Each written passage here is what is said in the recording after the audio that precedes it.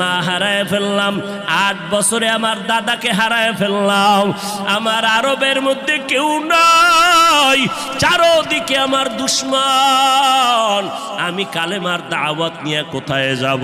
মায়ার নবী দৌড়াইয়া মানুষের দ্বারে দ্বারে গিয়া গোপনে গোপনে দাওয়াত দেয়। হাঁটতে হাঁটতে হাঁটতে হাঁটতে আমার নবী পাথরওয়ালা জমিন পারাইয়া তায়েফের ময়দানের কিনারায় দাঁড়ায় কয়, তোরা আমারে চিননি, আমি মক্কার মুহাম্মদ,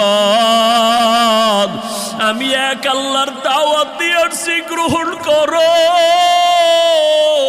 এই আসমানের মালিক আমার আল্লাহ, এই জমিনের মালিক আমার আল্লাহ, ওই একটা আল্লাহ, আর কোনো আল্লাহ নাই। ওই আসমানের মালিকের পক্ষ থেকে আসছি, কবুল করে নাও। তায়েফের বেঈমানেরা কয়, এটা তো সেই মুহাম্মদ মক্কার পাগল।